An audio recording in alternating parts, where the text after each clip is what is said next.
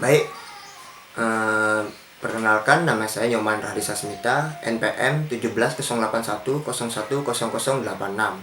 Jadi pada pertemuan kali ini saya akan membahas terkait paper yang kami gunakan sebagai paper referensi untuk final project. Jadi papernya di sini berjudul Desain dan Implementasi Client Server Berbasis Aplikasi Menggunakan Soket Programming pada Lingkungan Komputasi Terdistribusi. Nah, jadi pada studi penelitian ini membahas tentang gambaran umum dalam pengembangan aplikasi berbasis client server dengan menggunakan pemrograman soket dalam lingkungan komputasi terdistribusi. Para peneliti pengembang aplikasi berbasis client server yang disebut Octal Billing System atau OBS menggunakan Java NetBeans dan Datagram TCP untuk mendemonstrasikan konsep pemrograman soket dan komunikasi dalam komputasi terdistribusi. Nah, desain antarmuka, gaya pemrograman soket, kelas Java, dan pengecualian juga pertimbangan dalam tahap antar mukanya. Lalu tujuan utama dari studi penelitian ini untuk mendemonstrasikan prinsip dan konsep di balik pemrograman soket serta library yang tersedia di Java. Nah, jadi kesimpulannya itu pemrograman soket merupakan salah satu metode terbaik dalam komputasi terdistribusi yang dapat meningkatkan kinerja sistem. Nah, untuk abstraknya di sini, program client server saat ini bukan lagi konsep asing dalam komputasi terdistribusi dan dalam jaringan komputer. Nah, padahal internet hingga saat ini memiliki banyak aplikasi client server yang tersedia kapan saja. Nah, dalam model client server, setiap terminal komputer atau proses di jaringan bisa menjadi klien atau server. Nah, sebuah klien di sini adalah program atau terminal komputer yang memungkinkan pengguna untuk mengakses dan melihat antarmukanya atau interface-nya. Nah, jadi setiap klien berkomunikasi dan terhubung dengan masing-masing melalui servernya. Nah, dalam konsep keseluruhan, klien berfungsi sebagai orang yang memulai komunikasi, di mana server adalah orang yang menunggu secara pasif untuk menanggapi permintaan klien. Nah, jadi di sisi lain, soket itu adalah abstraksi yang memungkinkan program untuk mengirim dan menerima data. Nah, di sini juga ada karakteristik yang paling penting dari pemrograman soket, yaitu yang mendorong pemrograman untuk merancang program adalah karena transparansi. Nah, dimana artinya apakah program soket dirancang dan ditulis dalam bahasa Java? Nah, jawabannya, ia masih memiliki kemampuan untuk berkomunikasi dengan program soket lain yang dirancang dan ditulis dalam bahasa pemrograman seperti C atau C++. Nah, jadi untuk soket programming di sini tidak hanya dalam bahasa Java, di sini ada juga bahasa C dan juga C++. Nah, untuk mendemonstrasikannya, prinsip dan konsep pemrograman soket, peneliti mengembangkan aplikasi bernama Octal atau yang tadi bisa dibilang Octal Billing System atau OBS. Nah, selanjutnya di sini ada metodologi penelitian, mungkin bisa dijelaskan atau dilanjutkan oleh teman kelompok saya. Sekian dari saya. Terima kasih. Ya, sebelumnya Assalamualaikum warahmatullahi wabarakatuh. Perkenalkan, nama saya Rahma Andika Jorgi, NPM 1708101005. Saya di sini akan melanjutkan presentasi dari eh, teman saya. Yang di sini saya akan menjelaskan tentang metode yang digunakan dalam final project kami atau dalam referensi paper kami. Yang di sini saya sebutkan saja pada metode kali ini kita menggunakan metode waterfall karena pada implementasinya papernya itu tidak disebutkan secara gamblang dan jelas bahwa di dalam paper kami yang menjadi rujukan itu menggunakan metode apa. Tapi karena ini menggunakan soket programming itu tidak hanya satu kali pembuatan, jadi kita menyimpulkannya bahwa dia menggunakan metodologi waterfall. Sebelumnya kami akan menjelaskan terlebih dahulu apa yang terdapat dalam metodologi dalam paper kami. Nah, di sini pada soket programming intinya itu memanfaatkan dari fitur Java NetBeans, di mana Java NetBeans tersebut mendukung dengan datagram, di mana datagram ini dapat digunakan sebagai basis client server yang memiliki fungsi untuk keduanya, yaitu sebagai client dan server, yang dimana dia akan terhubung melalui sebuah portnya dengan menggunakan 77, yaitu di mana skenarionya merancang aplikasi client server untuk mendemonstrasikan implementasi yang tepat pemrograman soket. Pada penelitian merancang mengimplementasikan aplikasi berbasis server tersebut yang dijalankan dalam lingkungan komputasi terdistribusi yang disebut dengan Octal Billing Service atau OBS, yang dimana pada intinya itu seperti client server atau seperti website pada lainnya, yaitu klien sebagai pemerintah dan server sebagai penjalan pemerintah dari klien tersebut. Seperti yang di sini disebutkan, yaitu klien mengirimkan pertanyaan ke server menjalankan perintahnya dari si klien tersebut dan mengembalikan. Dari OBS itu, Optimal Billing Service itu mengembalikan lagi perintah apa yang diminta oleh user seperti itu. Di sini adalah merupakan user interface dari OBS-nya.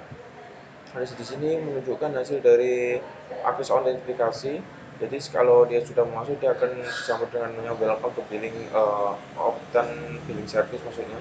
Nah, ini yang saya maksud dengan port 77. Jadi client dan server itu terhubung dengan menggunakan port 77, yang sehingga mereka dapat terhubung dengan antara satu dengan yang lain.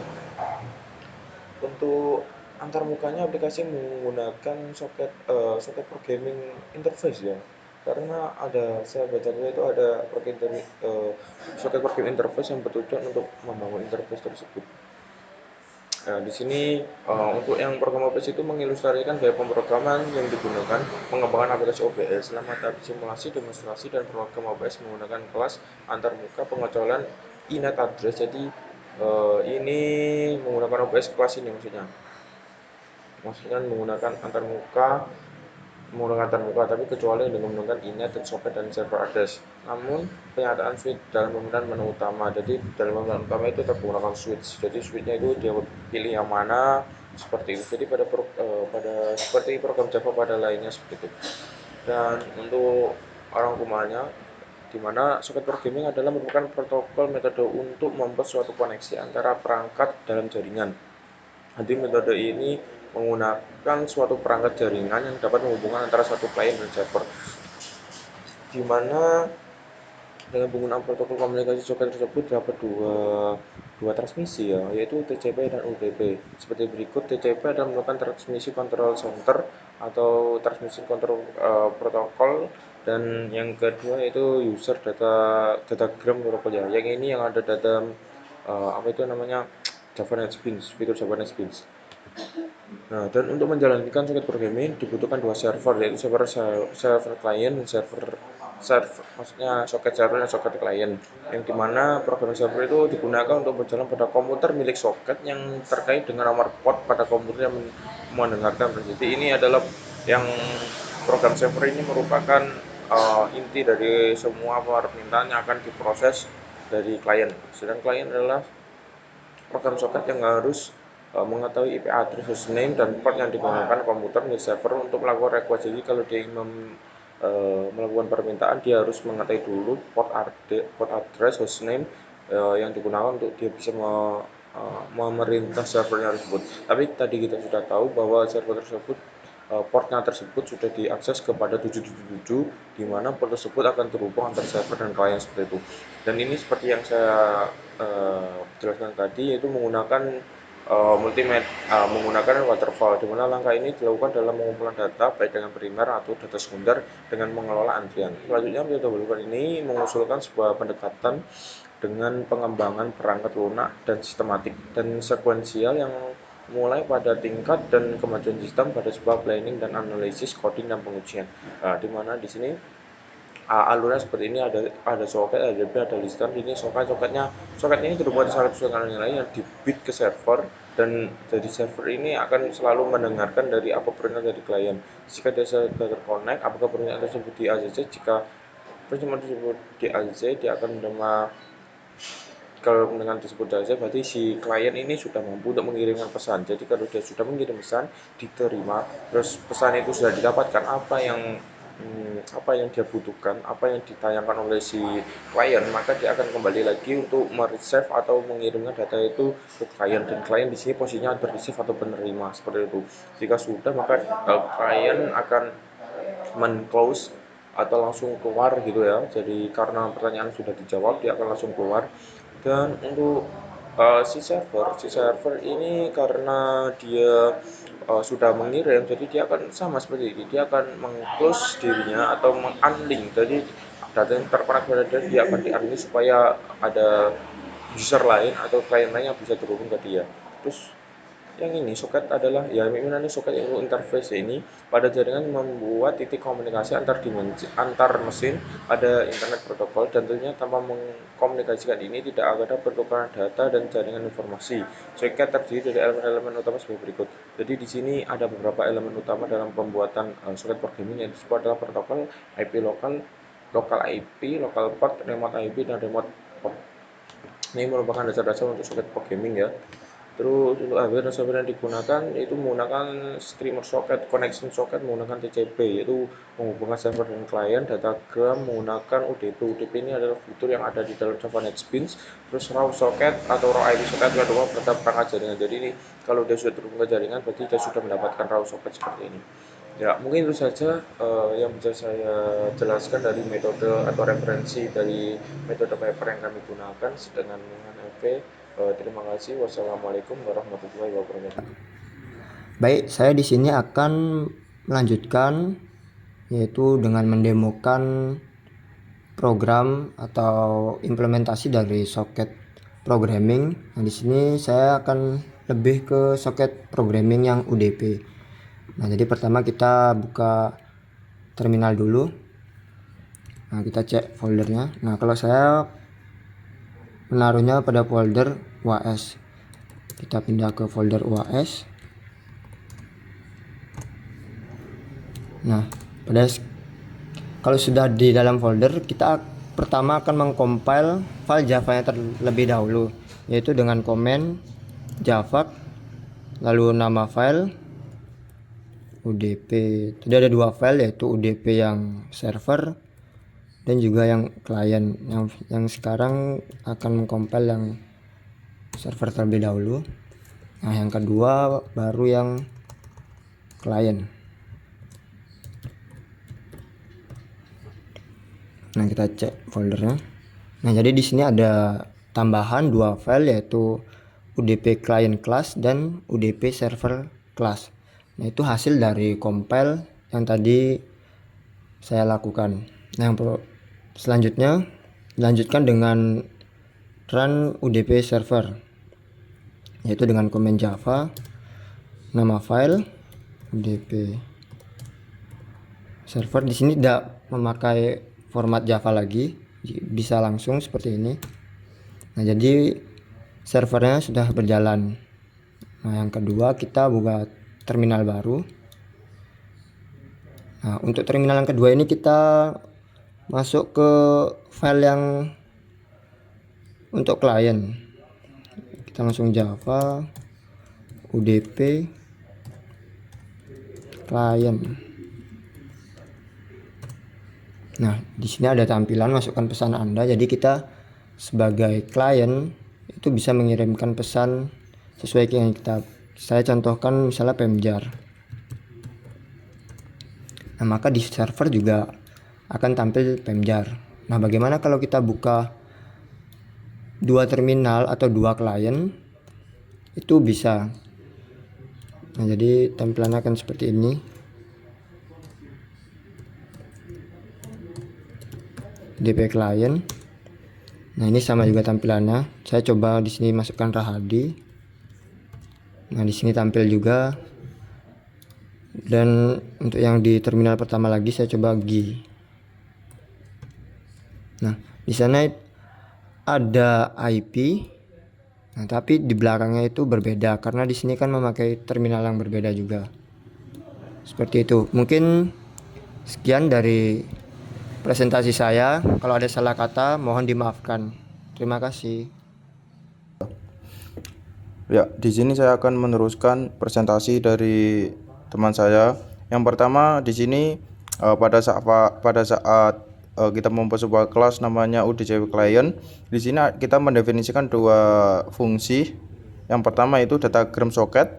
string untuk tipe datanya dan buffer render, di mana buffer render ini berfungsi untuk mensimulasikan inputan dari user ke dalam sistem Java dengan namanya system in. Jadi jika user menginputkan, buffer render ini yang bertugas untuk memasukkannya ke dalam sebuah sistem rendering, dan mendefinisikan lagi sebuah get name, yaitu get name itu sebuah port yang digunakan oleh si user, yaitu di sini port 217.00.1,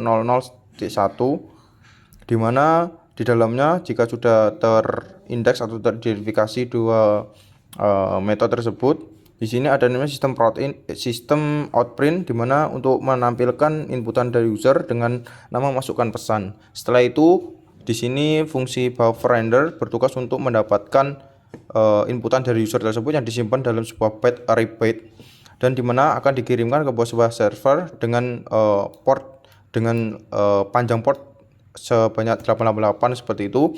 Terus dari array byte tersebut dikirimkan lagi ke dalam datagram receiver atau paket yang akan didapatkan oleh paket tersebut akan dikirim ke dalam sebuah server ODP server dengan menggunakan sistem outprint untuk menampilkan apa yang diinputkan oleh user dan apa yang dikirim ke server seperti itu.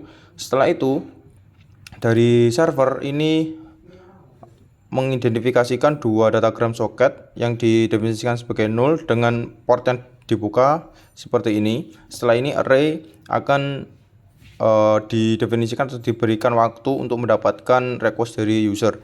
Setelah itu akan dari server akan mengeluarkan sebuah perintah, yaitu namanya soket server jalan menunggu data yang dikirim. Jadi dari byte yang dikirim, waktu yang dikirim itu, jika dia sudah mendapatkannya sebelum waktu ini habis, maka dia akan masuk ke while, di mana while tersebut akan menangkap data yang diinputkan oleh user yang ada di UDP client, dan datagram paket tersebut akan mengambil get address atau port yang sudah diinputkan sebelumnya, dan data tersebut akan dikirim ke server, dan data tersebut akan disimpan dalam sebuah variabel S. S tersebut akan di-print sehingga dapat menampilkan sebuah pesan yang dikirim dari klien ke server.